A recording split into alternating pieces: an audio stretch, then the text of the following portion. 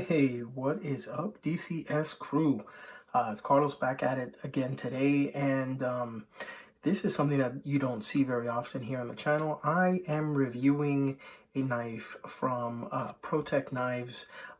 This particular model is part of their PT20 lineup, which is their 20th anniversary lineup. So just to kind of give you a little bit of a backstory on that, the company was officially made as Protec in 1999.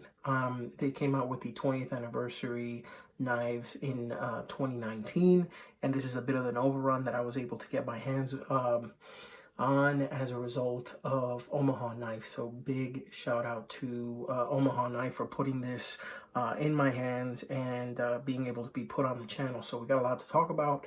I don't want to take too much of your time. Let's roll that intro and we'll get right to it.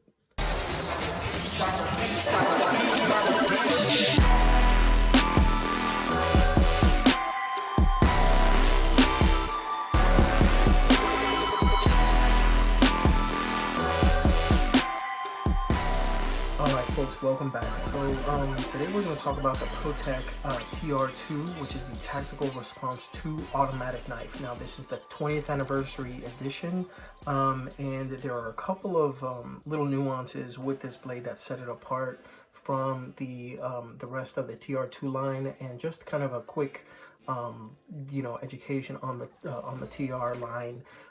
TR stands for Tactical Response. Now, there are different versions of the Tactical Response knives. There's the TR2, which is, this style. There's the TR3, which is another really nice style that I like. I'll get to that in a little bit. And then there's the TR4.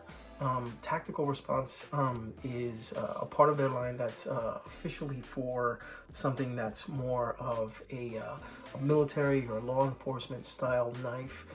Typically you'll find different materials and sometimes different variations, both for left and right hand, to be used for that particular aspect, but they open it up to the public, and this particular one is the TR2. Now, as I said before, it is the 20th anniversary edition. Okay, so this particular one is known as PT20-002. It's a limited amount of versions of this particular model. They are limited to 200 of this particular model, and the reason being is because the handles themselves have been skeletonized. The button has been upgraded from the standard aluminum to a mother of pearl, which, I mean, it looks really nice, guys. And you have, of all things, an upgraded blade, and that blade is CPM 20 CV. Really badass knife. I gotta tell you, I really like it a lot. This reminds me more of like a spear point design with that nice flat grind. It has a satin finish, and after doing the measurements on this actually measures out with a 3-inch blade and a 4.5-inch handle. So if you think of the blade ratio on this to the actual overall portion of the knife, you're looking at a 60-40, which isn't too bad. Anything less than that is a little bit wonky, and it's a little bit more handle heavy. In this particular case, it's a nice little setup here, and it's actually geared so that the handle allows you to be able to choke up to the very top. There's jimping in the back and the front, as well as here on the bottom, as you can see. And what they've done is they skeletonized the aluminum handles on both sides to be able to go ahead and reduce the weight, letting this one weigh in at approximately 3.3 ounces. So it's actually pretty lightweight considering it's an aluminum handle and, obviously a steel blade. As I stated before, it's an automatic, but Protec, with the exception of, I think, the Dark Angel, they have this one, they specialize in out-the-side automatics. Not like Microtech, who tends to specialize in out-the-front automatics.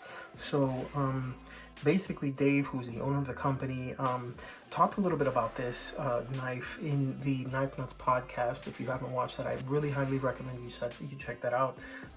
Basically, this knife and the Runt from their line, which I believe has been discontinued, were part of the very first line of knives that they had actually hand built. And then what they would do is they would hand build them in their kitchen, and then they would send them to Ross Cutlery, and Dave would actually go with his father to actually hand grind them to sharpen them and to put them up for sale prior to the existence of Protec knives as we know it. So this goes actually way back to the beginning, and that's why I thought it was a very nice special piece that I felt that I wanted to check out. I had seen it at Blade Show and at Shot Show, and I'm like, man, you know what? I don't have the money to get these yet, and you know, there were a couple little nuances that I will get into shortly about this knife that kept me from getting it. But then when I saw this one, I'm like, man, I gotta check that out. So I started looking. Blade HQ sold out. GP Knives sold out. DLT Trading sold out. American Edge sold out. And finally, I was able to find it on Omaha Knife. They were nice enough to go ahead and package it for me and send it out pretty quick. And I'm glad that I got it, because now that I have it and I've had it in the hand and I've used it a bit, there are some things that I like and there's some things that I don't like. So first and foremost, 7.5 inches overall, I love it. I love the fact that it's got a 4.5 inch handle, because it gives me a nice, you know, it allows me to be able to grip it nice. And the jimping on the front, the back, and then at the bottom seems to be, you know, like, wow, there's jimping everywhere, but it's not too coarse, but it's nice and grippy, so it allows me to be able to go ahead and get a nice purchase when I'm using it. The blade shape is fantastic. I have not had a problem with it, and the blade stock is 12 thousandths. It's not a very thick stock.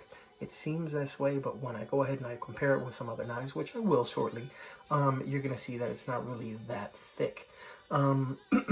I like the fact that it's got this kind of skeletonization, and I really love the fact that they do little things like they put the mother of pearl, push button here. And speaking of which, one thing I learned about Protec knives is that, yes, they fire out like a madman, like a man out of hell. So with that spring, it's tensioned so tight that, say for example, this knife, let me see if I can actually do it. I don't think I can do it with this one.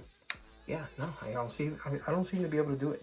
So basically, if the knife were to deploy and it's stuck like this, if you're trying to deploy it slowly, okay, say you're trying to get it from the very beginning and it's coming out slowly, with some of them, you can actually get them to stop right here. But the moment you press that button one more time, boom, it goes right back in, and it locks into that plunge lock very securely. You're not going to have any blade play. Now, speaking of blade play, there is no side to side or front to back blade play here, and it does have a deep carry clip. Now, with some of the older models, you have a an old three stud style, 3-bit style carry clip, and to be able to explain it a little bit better, they look like this. Okay, and if you have used knives for a little while, you'll know that Benchmade uses this style, Emerson Knives uses this style, I believe Ontario Knife Company uses this style, and Protec uses this style. So on this particular model, this particular version and variant of the model, not only do you have the PT20, which designates the 20th anniversary, but you do have the deep carry clip that has recessed screws, and the clip is recessed into the handle itself, which is freaking awesome. Okay, guys, I cannot tell you enough. It's pretty deep too. I mean, if you look, that's pretty freaking deep. I mean, wow. Okay, so so the pros, 20 CD steel, really nice setup. So what is it about this knife that I don't like? Okay, well, the truth is, the knife, it feels good, but it's a little bit blocky even with the ergonomics here. I like it here, and it fits well there in the hand, and it has nice jimping. I wish that there was a little bit more of a curve here in the knife handle itself, and it just makes it feel a little bit more blocky. Kind of reminds me of the Spyderco Para 3, in which it has some nice ergonomics, but it's still kind of blocky. And well, even at that, there is some light curvature to the to the G10 here. not the biggest fan of that, okay? And while it has 20 CV steel, which is crucible powder metallurgy 20 CV steel, typically you'll find these knives at 154 cm. And this one does have the upgraded steel, but the advertised HRC, or the heat treatment level on this, is only 59. That's going to make it pretty easy to be able to go ahead and sharpen. Being that it's a premium steel, it's very equivalent to something like CTS 204P or M390. But the problem is that while it's easy to sharpen, it's easier to dull as well. The good thing is that this is going to have really good corrosion resistance, and if you're looking for something that's not going to rust easily, this is going to do much better than the standard models, which are typically in 154 cm. Okay, so that being said, this knife came nice and centered right out of the factory, and if you look over here on the handle, it will tell you the numbering, the limited numbering. In this case, this one is number 134 out of 200. Okay, you have that plunge lock, and I mean, I will say that with the button, the button does come up, and it still stays. It doesn't come up proud of the handle. So while you're holding this, you will not press it unintentionally until you really like put your finger inside the little area where the button lock is, and you can set it off.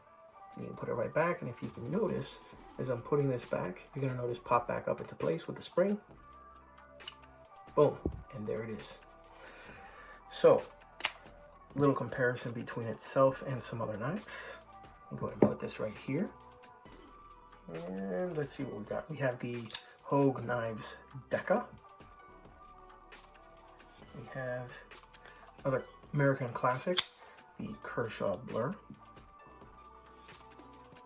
We have Spyderco Pair 3. Crap, I need to get some color in my knives, guys. I'm sorry. As you can see, I have a bit of a type. All right. The Benchmade Mini Griptilian, which I will put right above it here. And last but not least, the Protec TR3. All right, so there you have it, folks. Now, final verdict on this one: do I like it? Do I not like it? And why? Okay, well, the truth is, the knife is great. Everything about it screams that I should like it, but unfortunately, I don't like it as much as I thought that I would, and I'm kind of bummed. And the reason being is really twofold. Okay, number one, the price on this guy. To be able to get this, typically, if it's even available, because it's probably not going to be available to be able to purchase, since Protec makes such limited amounts of these knives, and this was limited to 200. You're looking at about $225 for this knife, and that's a pretty penny for a knife that is going to belong to somebody that is going to actually use their knives. This is something more that would be a part of somebody's collection, and there are a lot of Protec collectors. So if you are looking for a quality automatic knife, this is really great for a collector, not so much for a user. Okay, it kind of bummed me that it's the 20 CV steel, but it's advertised at an HRC of 59.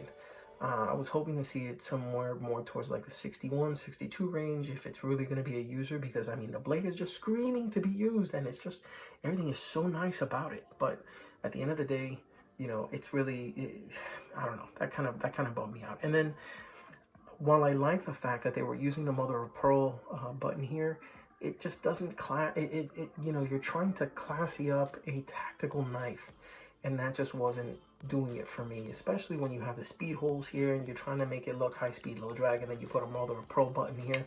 If there was like maybe a G10 button there, like they've done with some of their other knives, they have the PDW, the Prometheus Design Works auto that's out now from Protec, they have a red G10 button. If they had something like that on here, this would be freaking awesome. Or even a black, you know, button. That would look sick.